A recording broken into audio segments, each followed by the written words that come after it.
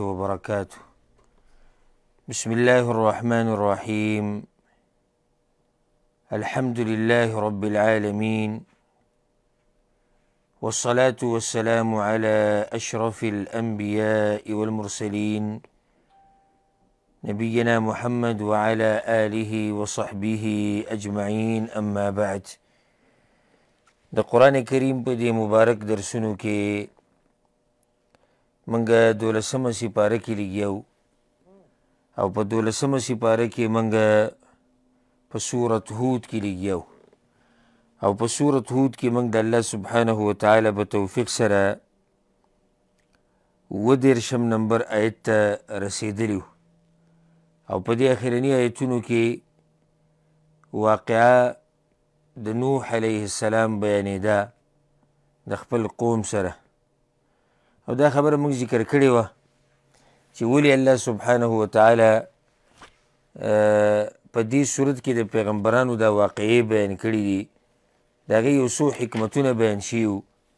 یو حکمت دا بیان شوی چې الله سبحانه وتعالی اوس په بلې طریقې سره دعوت ورکوي د انسانانو ته، د پیریانو ته، او خصوصا د هغه دور مشرکانو ته چې وګورئ ما مخکې قومونه تباه کړي دي، کله چې هغوی حق نه دی منلی او کله چې هغوی د وحي نه مخ اړولی دی نو د هغوی انجام داسې و. که تاسو هم د هغوی په نقش قدم روان وئ او د هغوی په لار روان وئ نو ستاسو انجام به هم دغه وي.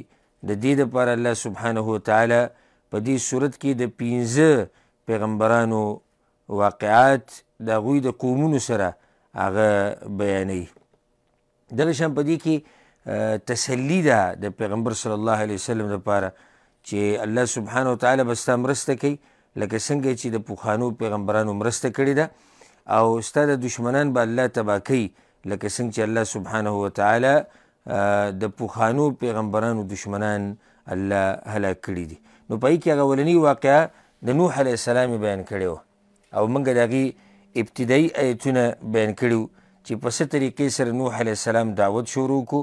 هغوی څه اعتراضات وکړو په نوح علیه السلام باندې، د هغوی قوم، د نوح علیه السلام قوم او د قوم غټانو مشرانو او ګمراهانو چې کوم اعتراضات کړي وو هغه الله سبحانه وتعالی ذکر کړي دي او د هغې جوابات.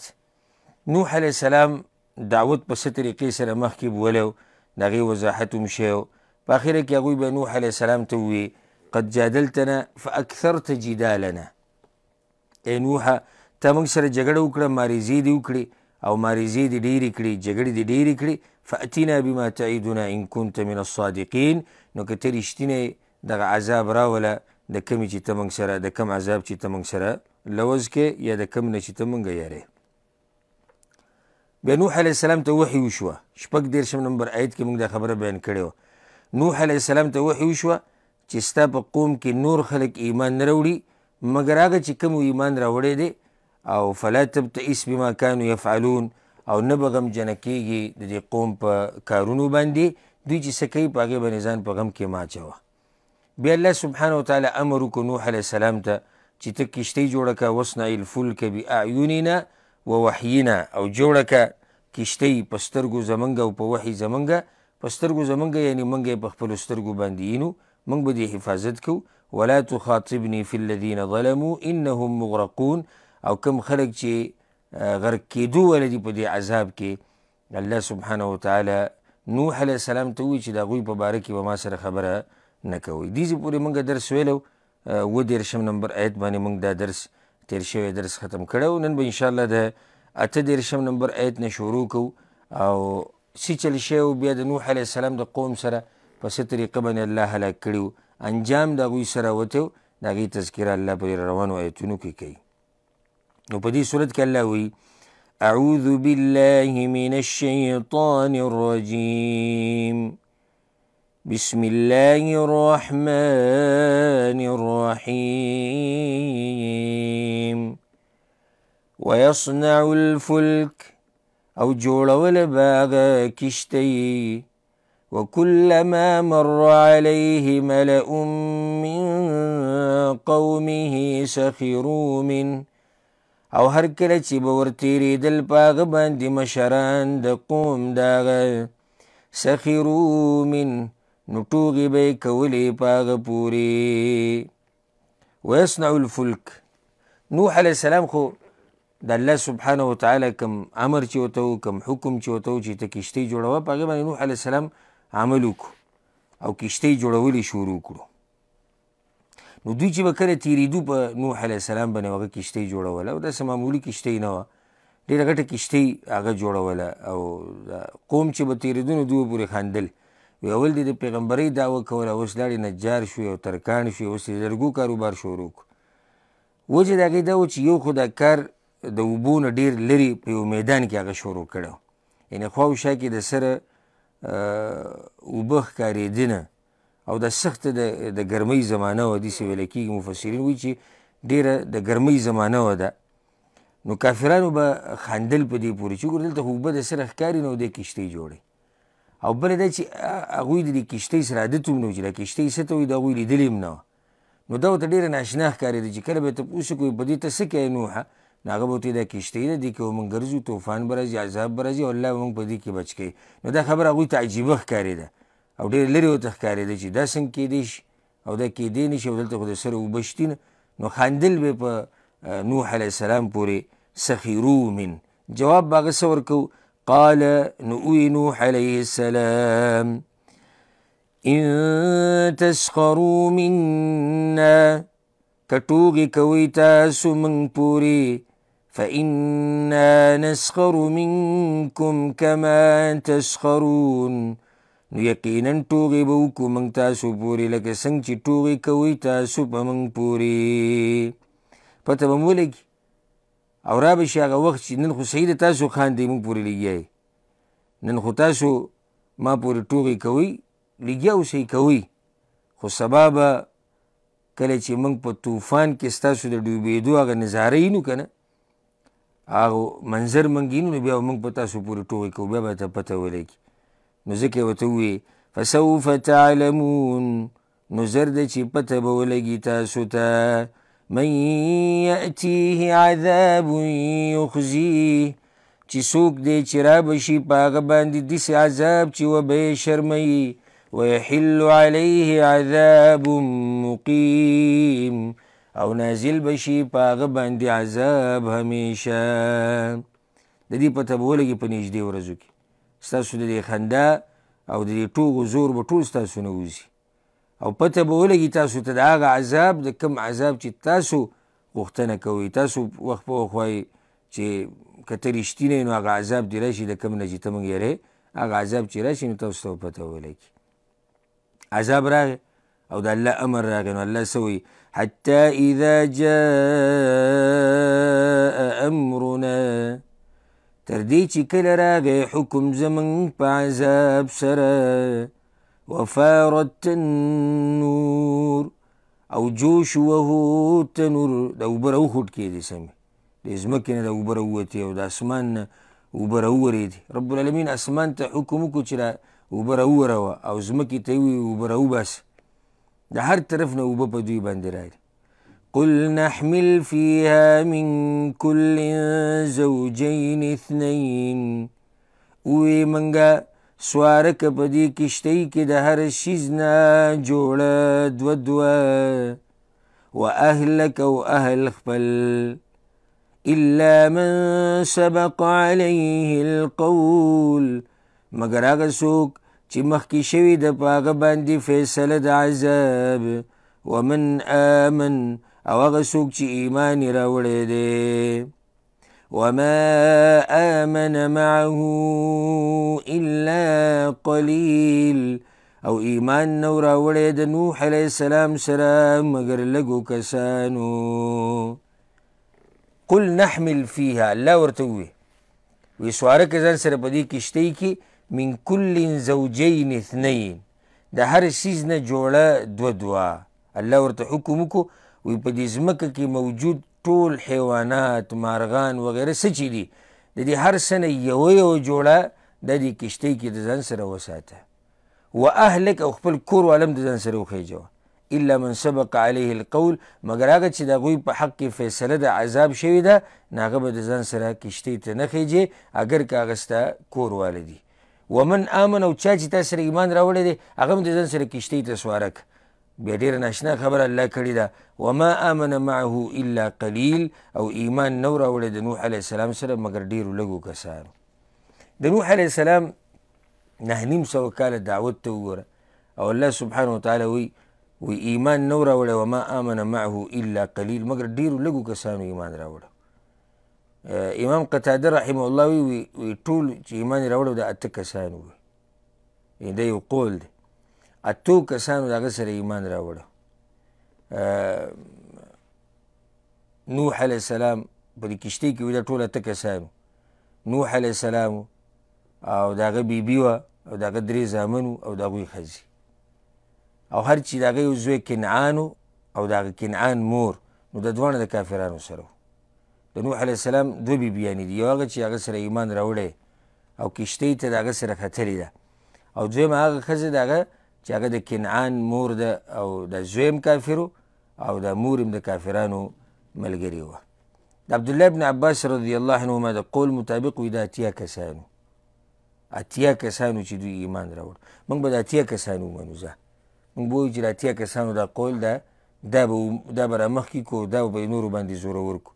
یعنې په 900 کاله کې د نوح علیه السلام سره صرف 8 کسان ملګري شوي دي او بیا هم هغه خپل دعوت نه دی پرېښودی.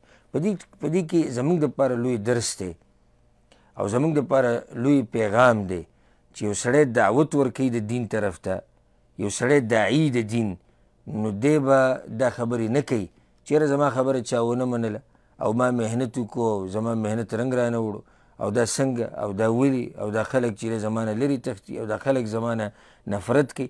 دا قسمه خبرې به داعي نه کوي. د داعي کار دا دی چې دی به خپل دعوت چلوي، دی به خپله خبره بیانوي، دی به د خپلې خبرې وضاحت کوي، دی به قرآن او حدیث بیانوي. د نوح علیه السلام سره خو بیا هم لاسه کسان شتي. هغه اوږد حدیث دی پیغمبر صلی الله علیه وسلم ته چې کله الله پیغمبران وښو نو څه وایي بعض پیغمبران مې ولیدو والنبي ومعه رجل، یو پیغمبر مې ولیدو چې د هغه سره یو کس دی یا یو 2 کسان دي ورسره. یعنې په ټول امت کې د دې پیغمبر سره 2 کسانو خبره منلې یا په دې ټول امت کې د پیغمبر سره د دې پیغمبر سره یو کس خبره منلې ده. بلکې پیغمبر په هغه حدیث کې وایي والنبي وليس معه احد. او بعض پیغمبران مې داسې ولیدو یا یو پیغمبر مې پکې داسې ولیدو چې هغه سره په امت کې د سره څوک ملګری نه و، خو بیا هم هغه خپل دعوت نه دی پرېښودی.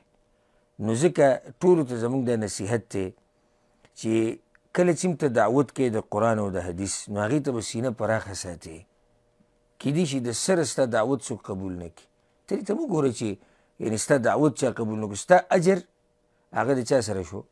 هغه د الله سبحانه وتعالی سره. ستا اجر نه ضایع کېږي، اجر ستا بالکل نه ضایع کېږي، ستا د وخت نه ضایع کېږي، ستا د خبرې نه ضایع کېږي، هېڅ هم ستا نه ضایع کېږي. داسې رب دی زموږ چې هغه د ذرې حساب او بدله ورکوي. چا چې ذرې برابر ښه کړي دي که نه هغه به هم هغه ته میلاویږي لکه څنګه چې سورة الزلزال کې دي او ونضع الموازین القسط لیوم القیامه. د قیامت پر ورځ الله وایي د عدل او د انصاف تلې به لګي. نو که ته د دین دپاره څه محنت کې یا څه کوشش کې یا څه دعوت کې نو دا نه ضایع کېږي. دا جدا خبره ده چې کیدای شي ستا د دعوت څوک ونه مني. دا کیدای شي ټول انسانان دا په یو دغه باندې نه دي، په یوې طریقې سره یا د ټولو ذهن یو شان نه دی یا د ټولو سوچ او فکر یو شان نه دی. بله دا خبره موږ بار بار بیان کړې ده په درسونو کې چې هدایت په څو قسمه دی؟ هدایت په 2 قسمه دی. یو هدایت التوفیق دی او دویم هدایت التوجیه والارشاد. هدایت التوجیه والارشاد یعنی یو سړي ته حق بیانول، یو سړي ته دین بیانول، یو سړي ته یو حق لار واضحه کول. دا هدایت هر چا په لاس کې دی. زما په لاس کې هم دی، ستا په لاس کې هم دی او ټول مخکې د پیغمبرانو په لاس کې دی چې ته راولګې او قرآن کولاو کې یا حدیث راوالي او یو سړي ته بیان کړي چې دا وروره حق لار ده. دا هدایت زموږ ټولو سره دی. لکه پلار چې لګیایي بچي ته دا نصیحتونه کوي، مور لګیایي بچي ته نصیحتونه کوي، رور ته کوي، ملګري ته کوي او مسلمانان عام مسلمانانو ته نصیحتونه کوي او علما او دعات لګیایي. نو دا نصیحت یا دا هدایت التوجیه والارشاد د ټولو سره لاس کې دی. لکه الله پیغمبر ته په قرآن کې څه وایي وانک لتهدي الى صراط مستقیم. او پیغمبر ته هدایت ورکړي کومې لارې ته؟ نیغې لارې ته. نو پیغمبر څنګه هدایت ورکړي نیغې لارې ته؟ دعوت ورکړي، بیانوي، واضحه کوي. بس هدایت التوفیق دا سړی راړول د نیغې لارې ته دا به د الله په لاس کې دی. او که دا هدایت د چا په لاس کې دا به د پیغمبر په لاس کې وي. اخري وخت پورې یعنی د تره نه د هغه تره چې و ابو طالب او اخري ساه وتو پورې پیغمبر صلی الله علیه وسلم ورته څه وي؟ قل لا اله الا الله. لا اله الا الله ووایه. د داسې کلمه ده چې د دې د لاسه به زه د قیامت پر ورځ ستا سفارش وکړمه. هغه کلمه وي نه وي. نو که چېرته دا هدایت التوفیق د انسانانو سره په لاس کې وی نو پیغمبر صلی الله علیه وسلم به د خپل تره له دا هدایت ورکړی وی او دی به یې نیغې لارې ته راړولی. ما خبره دې پورې راواغسته چې موږ سره په لاس کې هغه توجیه و ارشاد دی. بس خلکو ته خبره بیانول. که چا ومنله او که چا ونه منله. که څوک په درس کې کینی او که نه کینی. که څوک ستا بیان اوري او که نه اوري. که ستا بیان کې کسان لګي که ډېر. که ته د شپې لګیې که د ورځې لګیې. که ته په نیټ باندې لګیې که ته په جومات کې لګیې. که ته کتاب لیکې او که ته په بله طریقه هره طریقه باندې چې ته دعوت کوې نو دا دعوت ضایع کېږي نه د الله سره. ګوره د الله په نیز او د الله سره دا هر څه ساتلی شوي دي. وما تقدموا لانفسکم من خیر تجدوه عند الله. هر عمل چې الله وي تاسو لیږئ د آخرت دپاره نو هغه به عمومي کوم ځای کې؟ هغه به عمومي د الله سره. نو بعض ملګري دا حوصله وبیلي یاره موږ چې دی دعوت کوو او څوک زموږ ملګري کېږي نه او څوک زموږ نصیحت نه اوري څوک زموږ خبرې نه اوري او څوک زموږ بیانونه نه اوري او څوک زموږ د علماو نصیحتونه نه اوري او څوک راته وابیان وي او څوک راته دا وي او دغه وي. نو زموږ ټولو دپاره ښکلې نمونه په دې باب کې هغه څوک دی؟ هغه نوح علیه السلام دی. 950 کاله دعوت نوح علیه السلام کې او د هغه سره په اخره کې 80 کسان ملګري او کشتۍ ته دې صرف 8 کسان خیږي. یعنی اقوال دی اگر که د عدد کې اختلاف دی. جزم موږ نه کوو په عدد باندې چې داسې پوه خو مقصدي خبره دی چې ډېر لږ کسانو او دلیل سره چې لږ کسانو الله وایي لږ کسانو. وما آمن معه الا قلیل. الله وایي ایمان نه راوړی د نوح علیه السلام سره مګر لږو کسانو. نو چې الله ورته لږ ووایي خو لږ وکړه. 950 کاله کې د هغه سره لږ ملګري وو خو نوح علیه السلام خپله ذمهواري پوره ادا کړې ده. الله چې ده تپوس نه کوي چې ولې تا سره د ملګري لږ وو ځکه چې دا د نوح علیه السلام کار نه و چې خلک د نیغې لارې ته راواړئ توفیق ورکړي. دغه د الله کار و. ان علیک الا البلاغ. الله پیغمبر ته په تا باندې خبره رسول دي. وعلینا الحساب او په الله باندې څه دي؟ حساب کتاب دی. وما آمن معه الا قلیل او ایمان نو راوړی د نوح علیه السلام سره مګر لږو کسانو. وقال اركبوا فيها بسم الله مجريها ومرساها. او یغه سوار شي په کشتۍ کې په مدد د نوم د الله روانېدل د هغې او ودرېدل د هغې دي. وقال اركبوا فيها بسم الله مجريها ومرساها. نوح علیه السلام چې کله طوفان ولیدو نو خپل مسلمانان ملګرو ته ووی چې په کشتۍ کې سواره شي د الله په نوم اغستو سره دا به روانم د الله په نومي او دا به ودرېږم د الله په نوم باندې. مجریها روانېدل د دې کشتۍ و مرساها او ودرېدل د دې کشتۍ. ان ربي لغفور رحیم. یقینا رب زما خامخا بخونکی رحم کونکی دی. دلته دا فایده ده که وی سواره شي کشتۍ ته په مدد د نوم د چا؟ د الله. هر ځای کې د الله نوم اغسته کار کې برکت راځي. او روایت کې داسې راځي اگر که سند کې څه نه څه کلام شتي د اهل علمو چې هر هغه کار چې شروع شي بغیر د نوم د الله نه فهو ابتر. نو هغه کار بیا بې برکته هغه کار بې خیره. او هر کار چې د الله په نوم سره شروع شي او په اوله کې د الله نوم واغستی شي نو رب العالمین په هغه کار کې برکت اچوي او په هغه کار کې خیر او هغه کار اخري سر ته رسي. وهي تجري بهم في موج كالجبال. او دا کشتۍ روانه وه په هغوی باندې په داسې چپو کې چې په شان د غرونو وي. داسې چپې وي، د غرونو په شان چپې وي. ناشنا عذاب الله راوستي، تاریخي عذاب دی چې په ټولو باندې راغلی، چې څوک وو په هغه ټولو باندې دا عذاب راغلی. نو الله وی د کشتۍ روانه وه په دوی باندې په داسې چپو کې چې په شان د غرونو وي. ونادى نوح ابنه، او آواز وکړو نوح علیه السلام زوی خپل ته. کوم زوی ته؟ کنعان ته. کنعان ته آواز وکړو. وکانه فی معزل، او هغه و په یوه ډډه کې، ډډې ته ولاړ، هغه نه ختو دی پلار سره، د دې مسلمانانو سره هغه کشتۍ ته نه ختو. نو کنعان یو ډډې ته ولاړو، یو سیټ ته ولاړو. نوح علیه السلام ورته آواز وکړو یا بنی ارکم معنا، ای زویه سور شه زموږ سره، ولا تکن مع الکافرین، او مه کېږه سره د کافرانو نه. ای زویه راوخېږه موږ سره، د کشتۍ ته راوخېږه او د کافرانو ملګرتیا مه کوه. ګوره پلار همیشه خیرخواهي د خپلو بچو دپاره، او لویه خیرخواهي د پلار او د مور د بچي سره دا دی چې دوی ته دین وښیي. موږ بار بار دا خبره ګوره په درسونو کې بیانوو، او بار بار دې خبرې له زور ورکوو چې ګوره لویه خیرخواهي د بچو سره هغه دا ده چې ته کوشش دا وکړي چې دا بچي په آخرت کې د الله د عذاب نه بچ شي، او دا بچي جنت ته لاړ شي. دا ډېر اوچت مور پلار دی چې هغوی سره دا سوچ. بعض مور پلار سره دا سوچ وي چې دی په سبا له لوی شي او په پسته کرسۍ باندې ناست او ډېره تنخواه ورته میلاویږي او د ایسي لاندې ناست او سوري ته ناست. دا کمزوری سوچ دی. که ته یو بچي ته دغه سهولیات ورنه کړې او الله تعالی د هغې طاقت درنه کړي، او ستا بچی سبا له ژوند تیر کړي، لږ سخي تیر کړي، خو دې بچي ته تا دین ښوولی او په آخرت کې دی په سکون شي، په قبر کې دی په ارامي، ابدي ژوند یې ښایسته شو. نو دا لږه سخته څه خبره نه ده.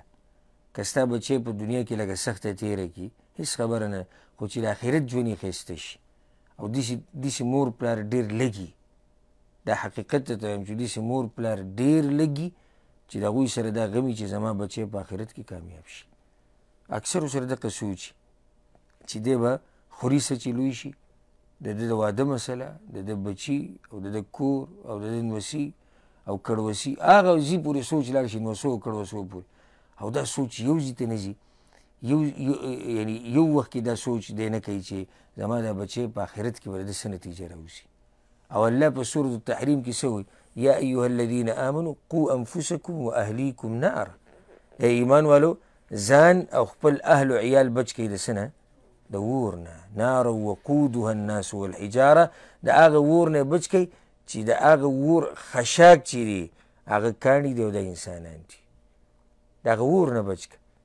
نو دا خبره یاده کړئ که تاسو په خپلو بچو باندې مین یئ او په خپل مور پلار باندې مین یئ او په خپله ښځه باندې مین یئ او ښځه په خاوند باندې مین یئ او ورور په ورور باندې مین یئ او په ملګرو مین یئ، هر چا سره چې دې مینئ، نو کوشش به دا کوئ چې الله سبحانه وتعالی دې بچ کړي د څه نه؟ د عذاب نه، د اور نه یې بچ کړي. اوس دې کې نوح علیه السلام ته وګوره که دې کوشش کړی دی چې زما دا زوی بچ شي د الله د عذاب نه، ایمان راوړي او ملګری شي د مؤمنانو سره. دا لوی سوچ دی. یا بنی ارکم معنا، ای زویه راوخېږه، ولا تکن مع الکافرین، او مه کېږه د کافرانو سره. دې ځای کې دا فایده هم ده چې نوح علیه السلام د خپل زوی ته اواز څنګه وکړو؟ یا بنی، ای زویه زما راځه سور شه ما سره. نو دا فایده زموږ ټولو دپاره ده. مور پلار له پکار دي چې بچو سره په خبرو اترو کې یعنې هغه طریقې سره د هغوی سره خبرې وکړي چې د هغوی هغه زړونه مور پلار طرف ته مایله شي او د مور پلار نه متاثره شي.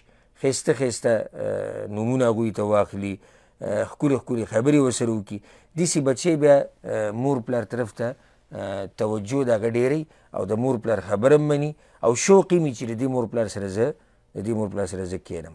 زموږ د پښتو په معاشره کې اکثر مور پلار چې کله اواز کوي بچي ته، نو خره او ځناوره او دې خوا راشه او تا ته وایم غوایي او داسې او دا ماشوم په زړه کې دا خبرې به ځای ونیسي او د دې مور پلار نه یې زړه تور شي.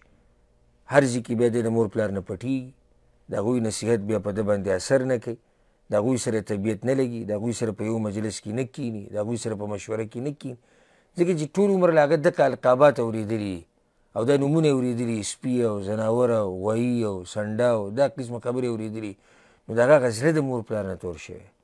نو مور پلار دا پکار دی چې د خپلو بچو سره داسې طریقې باندې خبرې وکړي، په داسې طریقې سره خبرې وکړي چې هغه بچي مور پلار ته رانږدې شي او د مور پلار بچو ته رانږدې شي.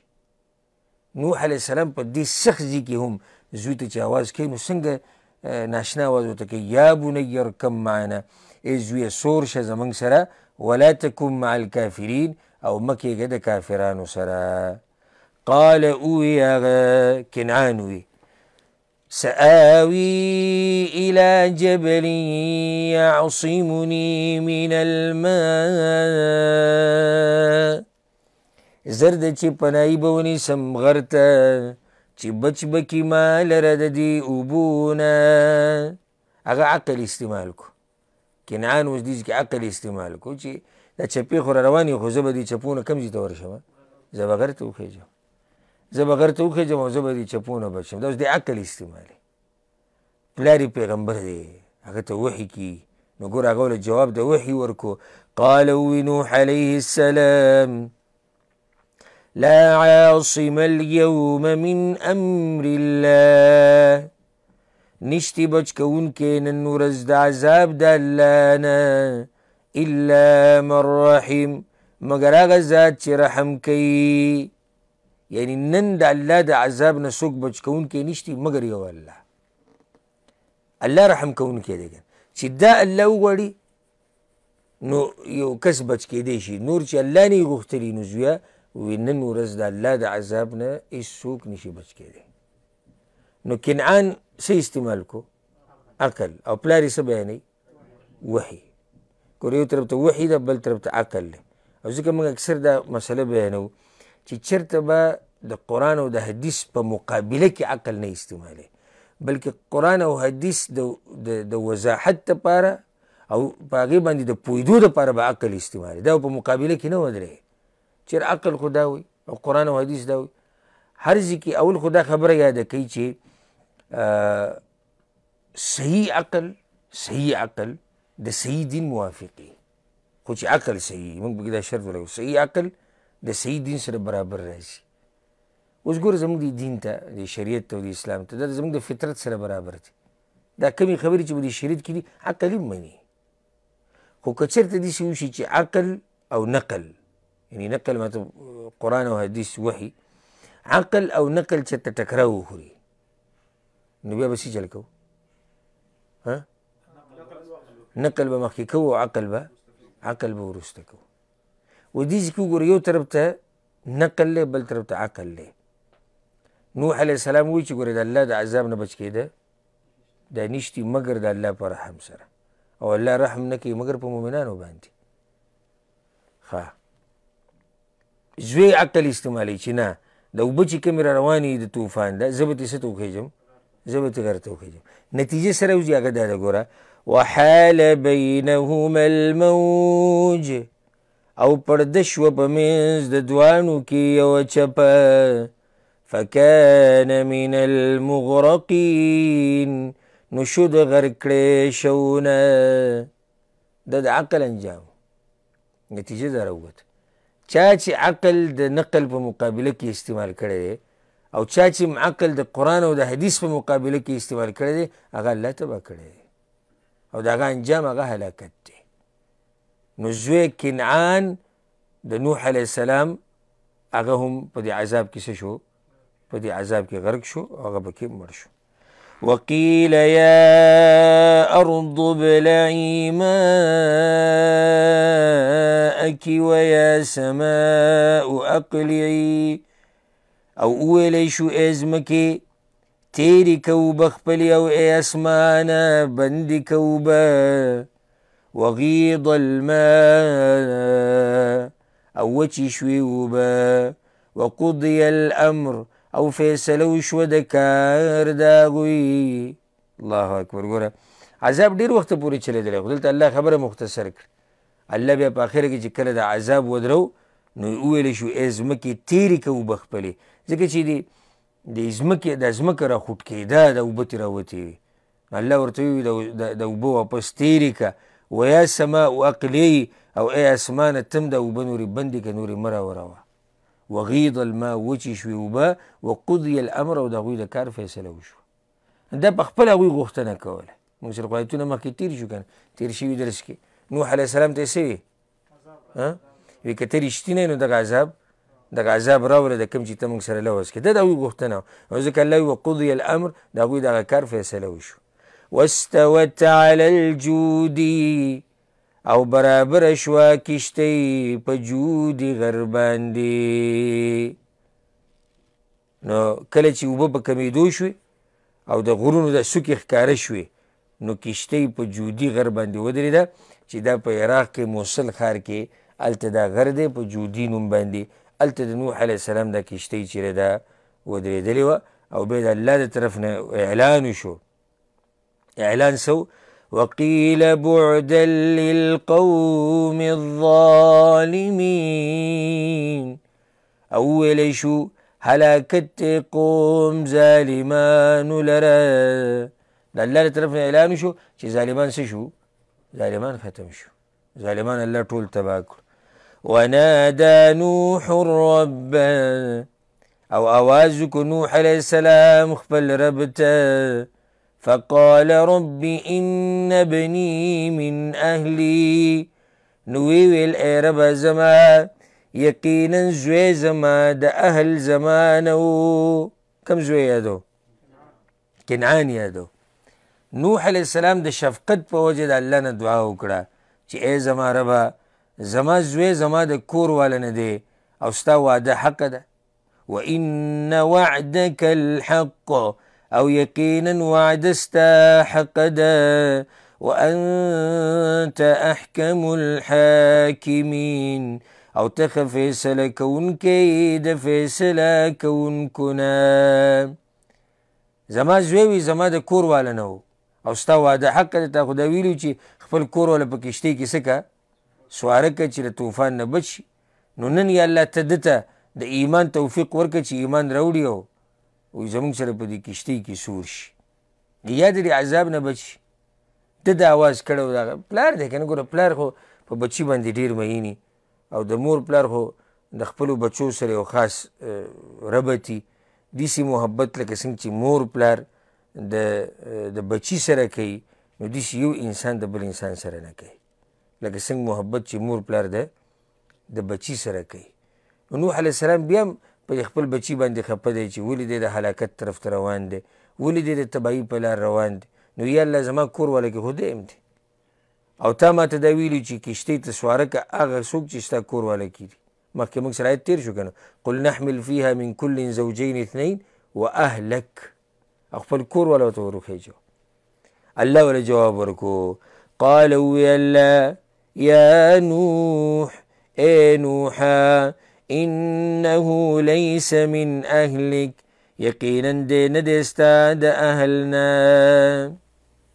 دی نه دی ستا د اهلنا او دی ستا د کور والا نه دی ولې ځکه چې دی ستا تابعدار نه دی دی ستا تابعدار نه دی او دلته دا ګوره لویه فایده چې حقیقي ملګری ستا هغه دی او تا ته نږدې هغه دی چې هغه مؤمني چې هغه دینداری زوی هغه زوی دی چې هغه دینداری پلار هغه پلار دی چې دینداری مور هغه مور دی چې دینداری رور هغه رور دی چې دینداری ملګری هغه ملګری چې دینداری یعنی مقصد زما د خبرې دا دی چې څومره دینداری دومره دی تا ته نږدې دی صحیح د رشته خو شتي لکه اوس کافر مور پلار شو دوی هم رشته شته الله وایي ښه به ورسره کوي خو هغه کافر مور پلار په شان د هغه مور پلار دی چې هغه دینداری دي او هغه مؤمنان دي نشي کولی رور د رور سره رشته شتي خو بېدینه رور او دینداره رور زوی او پلار د دوی مضبوطه رشته ده خو کوم ځای کې بېدینه زوی او کوم ځای کې دینداره زوی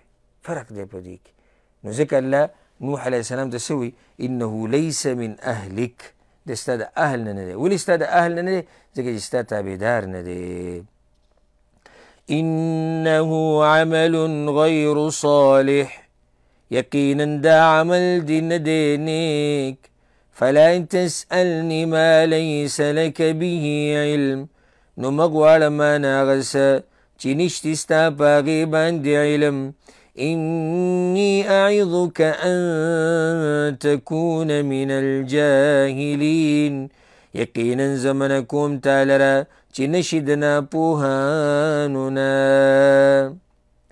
رب العالمین نوح علیه السلام ته خپله حتمي فیصله وویله چې ای نوحه د ایمان ستا د زوی ایمان نه راوړي په دې وجه د ستا د کور والا نه دی. ستا کور والا خلک د دین پابند دي، نیکان دي او دا نیک نه دی، په دې وجه به دی د طوفان نه بچ کیږي. بیا الله سبحانه وتعالی نوح علیه السلام ته هم دغه آیت کې خبرداری ورکو چې هر کله تا ته د یو شي علم نه وي نو د هغې سوال به نه کوې، ځکه داسې کار کول دا د ناپوهو خلکو طریقه ده. إني أعظك أن تكون من الجاهلين یقینا زمنه کوم ته چې نشي د ناپوهانو نه. نوح علیه السلام خو پیغمبر څنګه چې هغه ته د دې خبرې علم وشو چې د الله نه د ده دا سوال د شریعت مطابق نه و نو ډایرکټ د الله نه مغفرت وغوښتو او رحمت یې طلب کو د الله.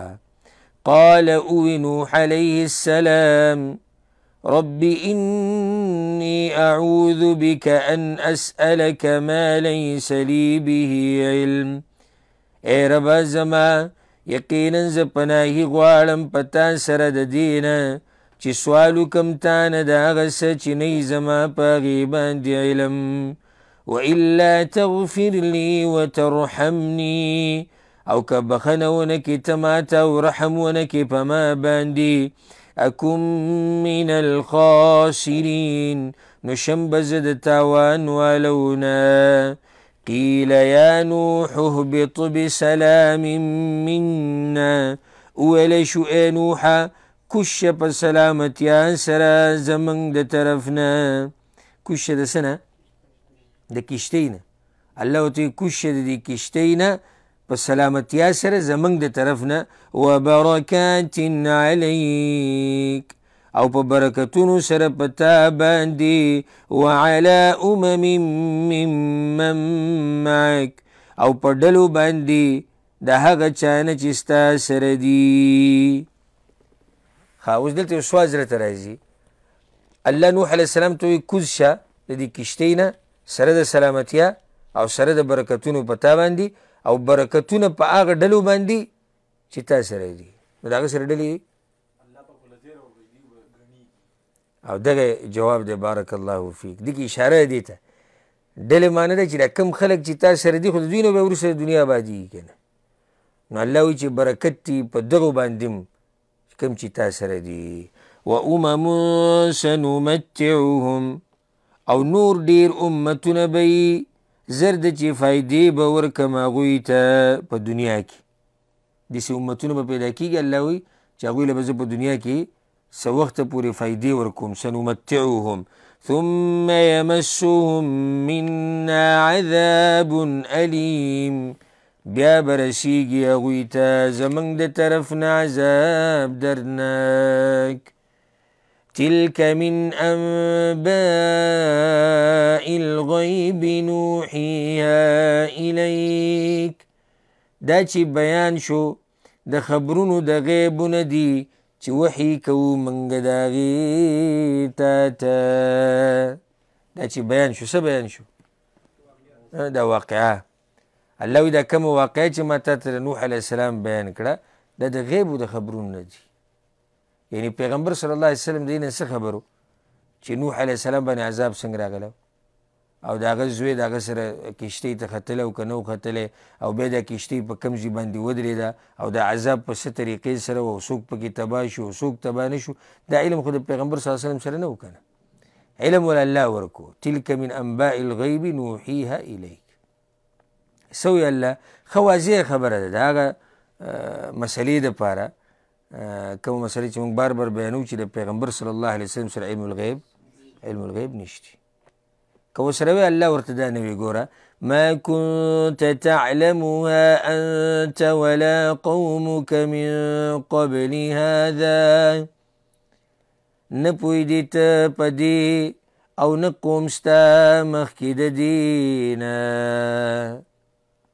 ای پیغمبره نه ته په دې قصه باندې پوهه وي او نه ستا قوم په دې باندې پوهه نو څنګه د پیغمبر سره بیا علم الغیب دی چې هغه ته الله ووایي تا ته د دې قصې پته نه وه واضح شوه چې د پیغمبر سره پیغمبر صلی الله علیه وسلم سره او نورو پیغمبرانو سره بلکې د الله نه علاوه داسې د الله نه علاوه د هېچ چا سره علم الغیب نشته داسې کېږي چې کله الله په دې غیبو باندې یو سړی خبرې کوي دا جدا مسله ده لکه اوس دا الله وایي تلک من انباء الغیب دا قصې چې کومې دي د غیبو قصې دي خو الله ته خپل پیغمبر څه کو هغې ته خبر کو نو خو دا خبره د غیبو ده نو بعض غیب داسې دي چې هغه هېچ چا ته نه دي معلوم او بعض غیب هغه دي چې الله ته مخلوق خبر کړی لکه دې چې پیغمبر صلی الله علیه وسلم خبر کو په قرآن کې دا خبره بیان شوه نو دا فرق پکې یاد ساتئ فاصبر نو صبر کوه بیا پیغمبر ته صبر کوه اشاره دې ته چې وګوره ستا ورور نوح علیه السلام څومره صبر کړی 900 کاله هغه دعوت وکړو په هغه باندې سختې راغلې هغه قوم د هغه سره په قسمه قسم طریقو باندې مقابله وکړه هغه بیا هم ولاړو هغه دعوت باندې هغه بیا هم ولاړو په حق لار باندې انجام سره ووتو چې کله صبر وکړو ان العاقبة للمتقین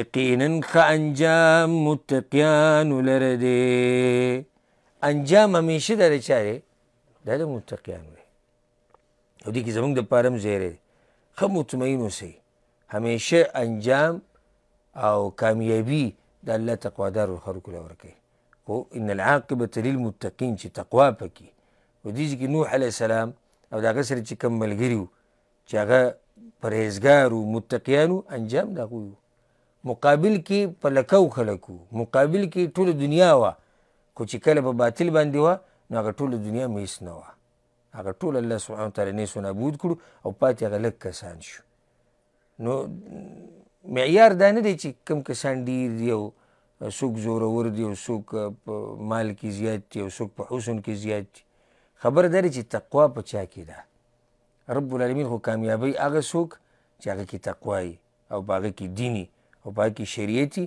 او هغه الله سبحانه وتعالی ته نږدې دې سره د نوح علیه السلام د واقعه هم ختمه شوه د درس هم اختتام ته ورسېدو ځکه چې موږ د هود علیه السلام واقعه شروع کړو نو هغه بیا ډېره اوږده شي نو د هود علیه السلام واقعه به انشاءالله روان درس ته پرېږدو 940 نمبر آیت باندې موږ ودرېدو روان درس کې به انشاءالله د 50 نمبر آیت نه شروع کوو الله سبحانه وتعالی دې موږ پوه کړي په قرآن او په حدیث باندې او الله سبحانه وتعالی دې موږ له توفیق راکړي قرآن او حدیث باندې عمل کولو هذا والله أعلم وصلى الله وسلم على نبينا محمد وعلى آله وصحبه أجمعين